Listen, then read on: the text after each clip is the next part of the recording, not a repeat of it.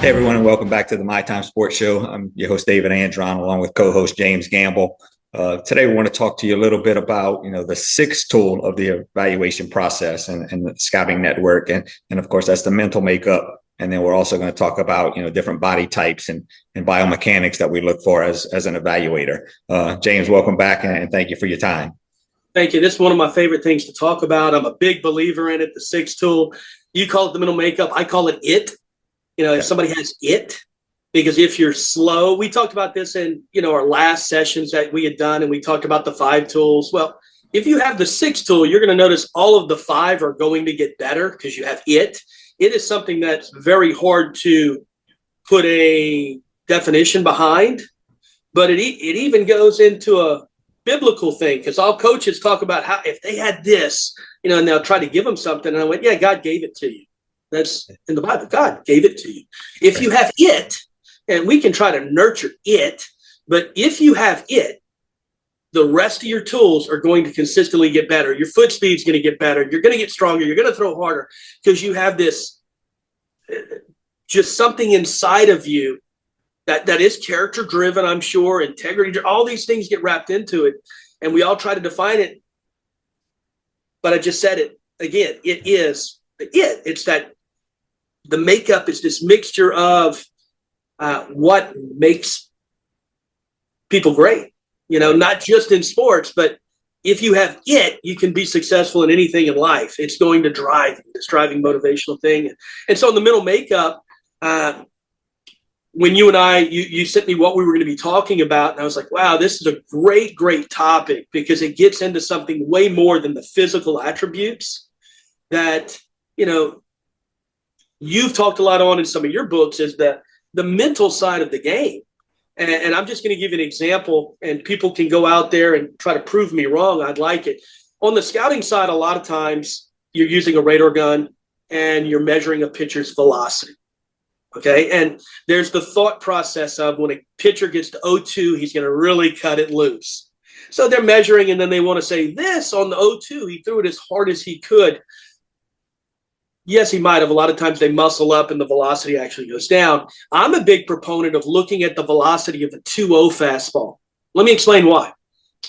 The mindset of a pitcher is not, I hope I throw a strike. It's fastball in, here it is, get you some. That kind of mentality. Well, when you're 2-0 inside the pitcher, he's not wanting to fail, but that's not the mindset. Shouldn't be the mindset. Right? But a lot of times hope, and they take a little off feeling for it. But when you measure the 2-0 fastball with those athletes that have some real mental makeup, you watch that 2-0 fastball, he's going to say, my best against your best, get you some, brother. And he lets it eat. So I've actually scouted and seen players that they're 88 to 91, but 2-0, here's a 92, 93, get you some. And I'm like, oh my gosh, inside this guy, I love it. There's no fear. There is just aggression. There is inner belief in himself. And all of these things are great because he's going to go through adversity. How's he going to deal with it? But on other guys that the world may say, hey, they're great at 2-0, they go from 88, they're sitting 88 to 91. All of a sudden I see an 84. And I'm like, oh, he's feeling for it a little bit. He got the strike.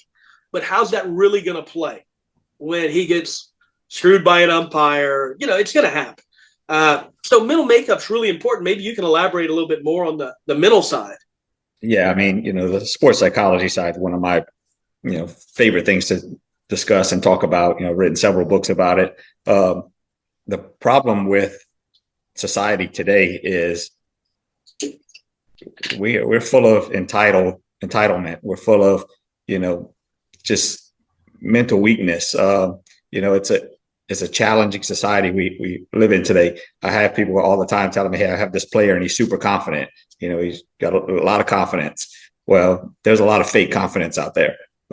Whereas a player will walk onto the field and look the part, look confident when things are easy. But as soon as adversity hits, or as soon as, things don't go their way, that confidence goes away. And now all of a sudden it's performance anxiety and the game speeds up on them. So it's not a true sense of confidence. The performance anxiety that comes into play, it speeds up the game, especially when you're looking at a high school player that's moving into college or college player that's moving into professional baseball, the game just speeds up because they're trying to impress. They're trying to do more than what they're capable of doing, just trying to compete with the other people around them.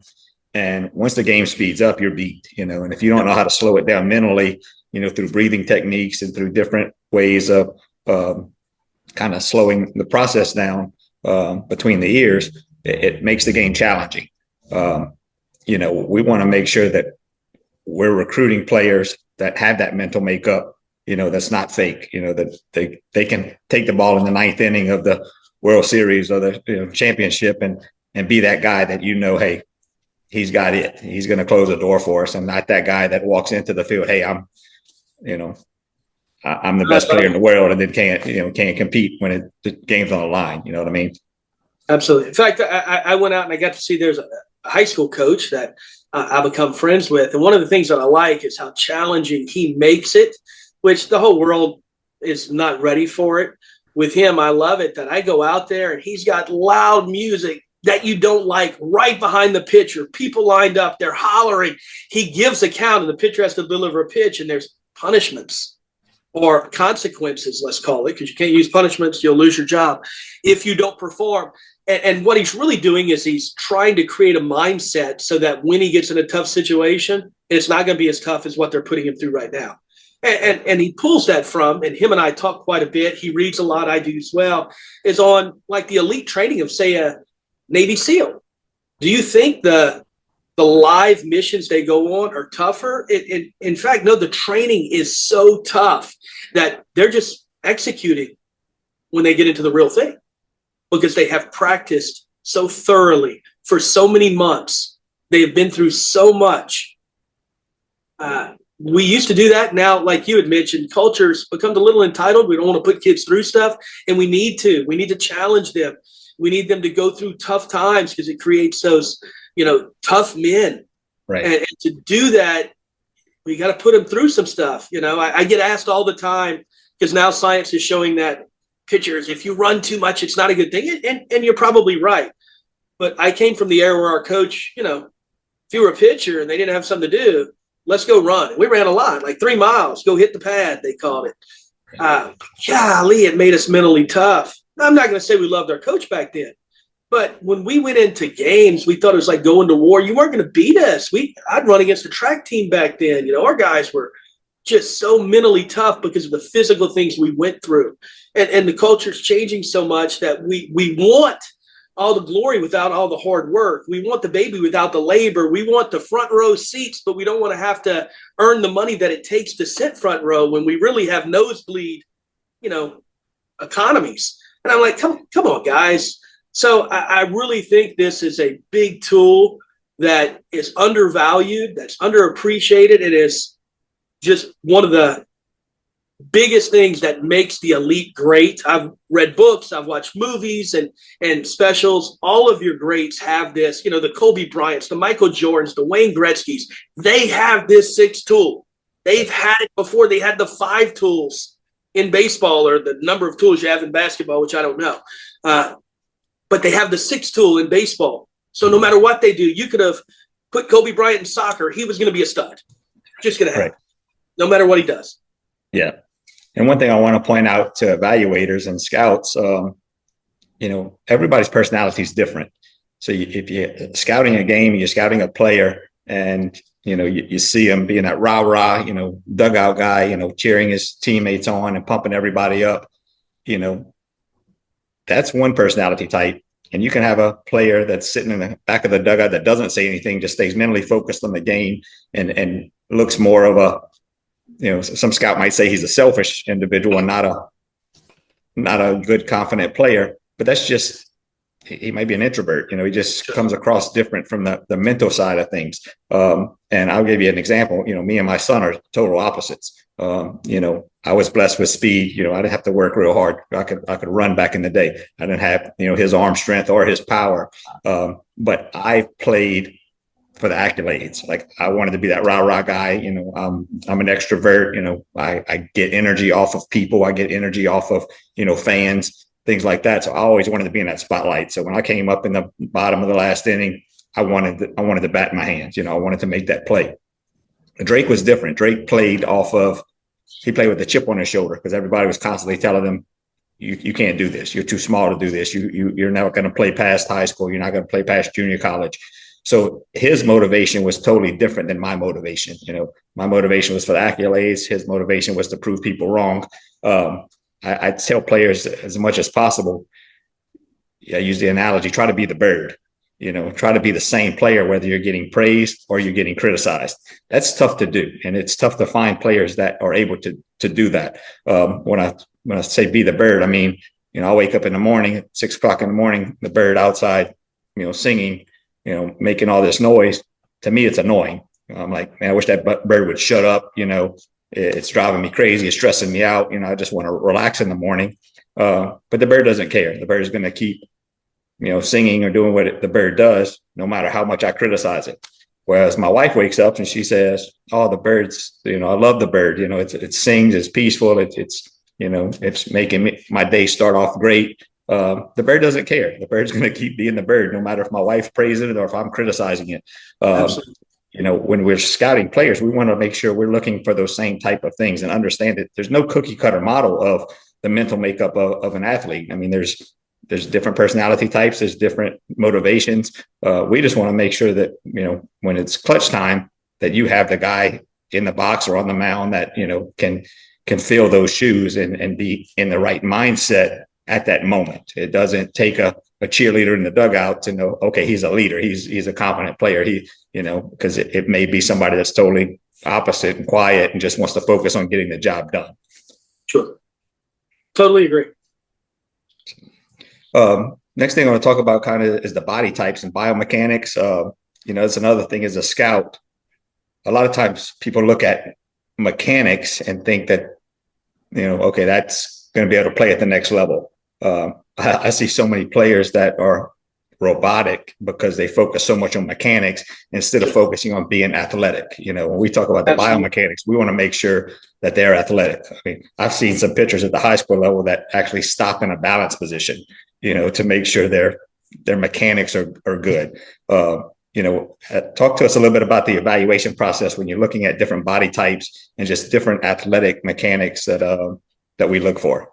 Well, the truth is we've had a lot of segments and sessions that we've talked about what recruiters do. And the number one tool that everybody really uses is their eyes, right? And so when a guy passes the eye test is what they call it, and it'll mess you up. I mean, you're going to cut there. When a guy gets off the bus and he's 6'4", he's built like a Greek goddess, he's an Under Armour model. I mean, naturally he's going to pass the eye test. Okay. They're comparing that player to the average 5'8", 175-pound player that everybody's going, I'm not paying attention to him. He's average. So that's the eye test. When it comes to the body types, nowadays we're getting more tools and assessments, and they're starting to look at how a guy moves, right? How functional his movement patterns are. Can they be repeated? With a lower chance of injuries. And there's companies all over the country, David, I'm sure you can talk to this. This is like a new industry for baseball, probably over the past 10 years, because it's starting to advance and people are diving into not just the mechanics of, let's say, throwing a baseball, but the movement patterns and the muscles and how everything's working together to have that movement pattern. Can it be repeated?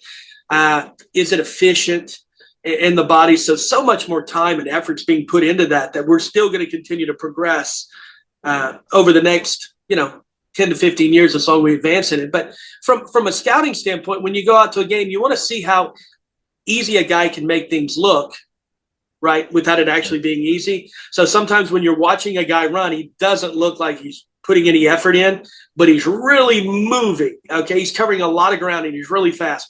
A lot of things that look easy took a lot of preparation work, and it's very fluid and how they move. It's very repeatable. So I think that's things that a scout is going to be looking for. Then even now with Major League Scouts, they're going to bring in specialists that do specifically this to look at the movement patterns. They're going to have electrodes. I don't know what it's all called now, when they're putting all the little nodes all over you and they're breaking down how the body's moving, and they're guessing. But I still say that, I would name names, but one of them's a current major league pitching coach that they said he would never break down. He had perfect mechanics, and the guy was constantly injured. There's some things we cannot control and that you cannot guess. I mean, if you're a guy that throws overhand, you throw hard, there's a very high probability that you're going to have some arm injuries. If you're a guy that runs fast, you're probably going to have some pulled muscles. I mean, I used to tell you that with Drake. As Drake got stronger, he got faster, and then it would be in cold weather, and I was like, oh, man, I just worry he's going to pull a muscle. And, I mean, that stuff did happen, not just in cold weather, but that was always a fear of mine. When you're fat and slow, I ain't pulling many muscles because I'm not going real fast. So every body type also has some positives and some negatives. I think as a scout, we're going to learn the basic stuff, but then you're going to bring in people that specialize in that industry that are going to be really evaluating the motor skills, let's call it, of the athletes. Right. And that's one of the key factors of a quality scout, in my opinion, is everybody can look at the guys that pass the eye test, and say, okay, he's a good looking athlete. I covered Texas and Louisiana a lot whenever I was scouting with the Brewers, and a lot of times I didn't have to leave Houston because every player on the field was 6'4" and ran like deer, and things like that. But it's the good evaluators that can go beyond that and look beyond that. I mean, Tony Gwynn was a bad body, one of the best hitters in Major League Baseball. I could go on and on. I mean, Prince Fielder, I watched Prince Fielder hit a ball about 500 feet, but he was a bad body. He played at, the Major League level.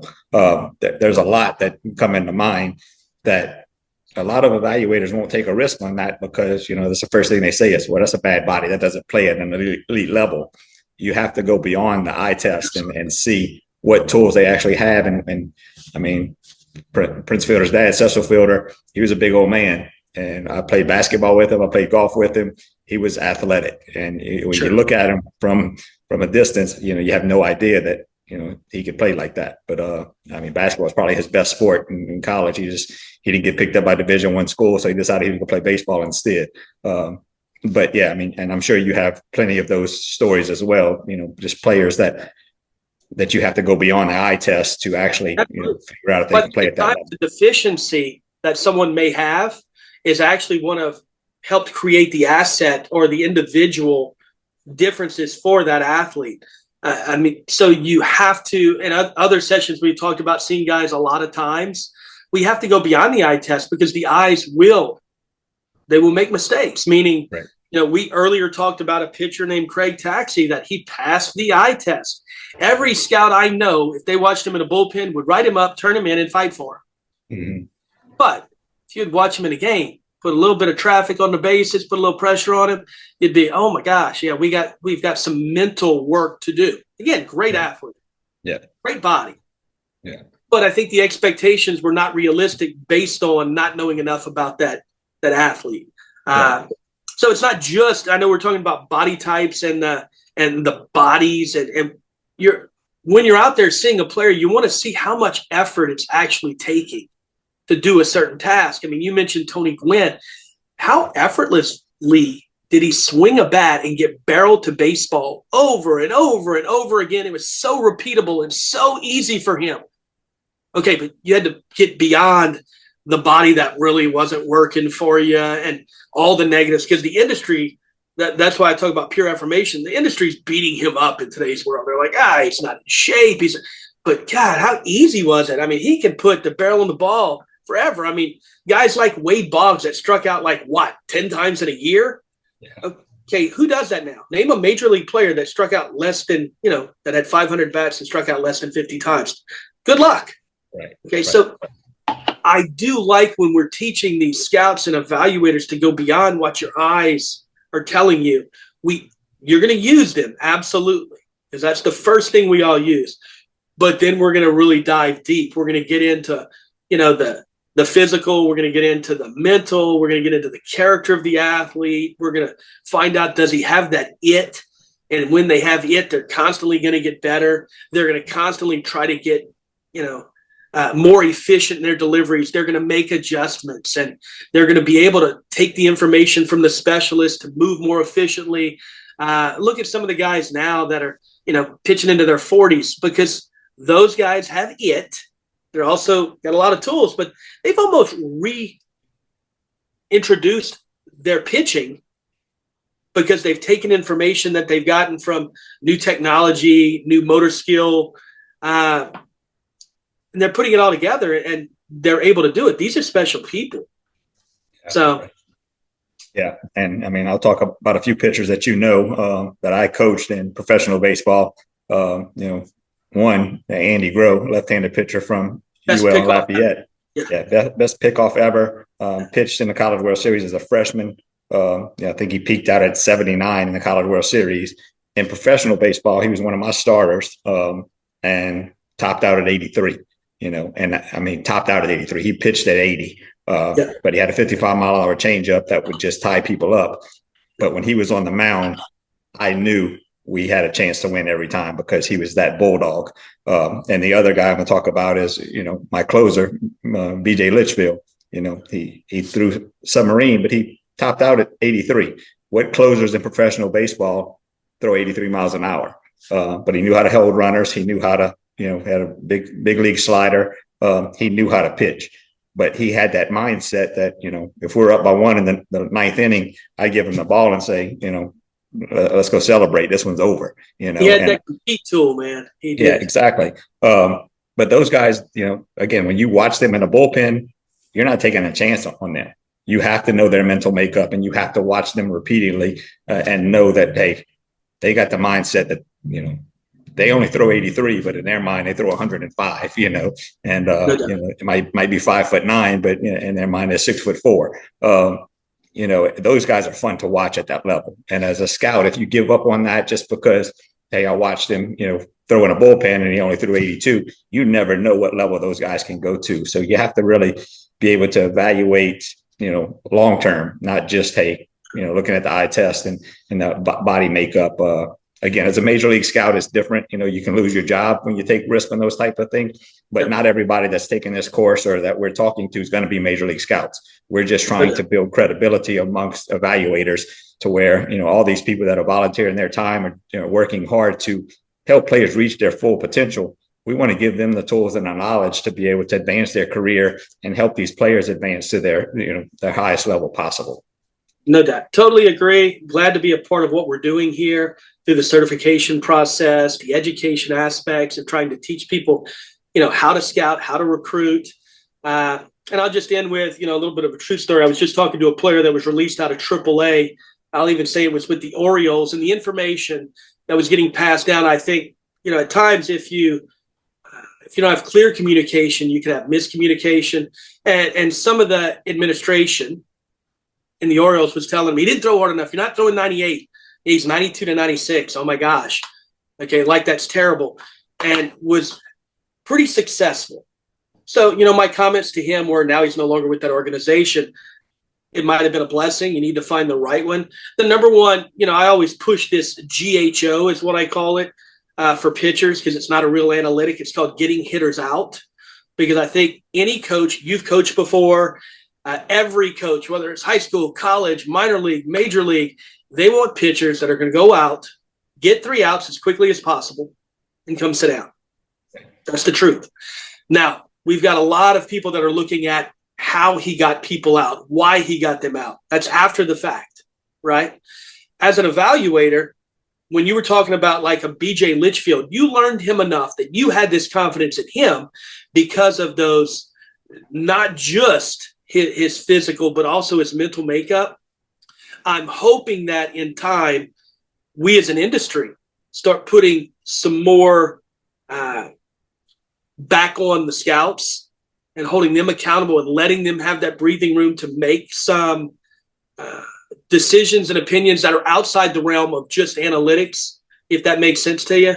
Because to make a comment like, you got to throw 98, well, the player they released that was 92 to 96 does have a television. He does turn it on, and he does watch major league pitchers that don't all throw 98. So the statement being made is not an effective statement, but nobody said that all scouts are going to be effective communicators and all administration within a major league team is going to be effective in communicating, or that he's not receiving the information correctly. Our goal is to try to educate the scouts, the recruiters, the players, the parents, so that they know troops. Right. And I think everybody agrees when you go give 100%, okay, whether you succeed or fail, you'll be at peace. You gave your all. I'm going to be proud of you. Any parent's going to be proud of their kid that gave 100%. It sucks to lose. There's no doubt about it.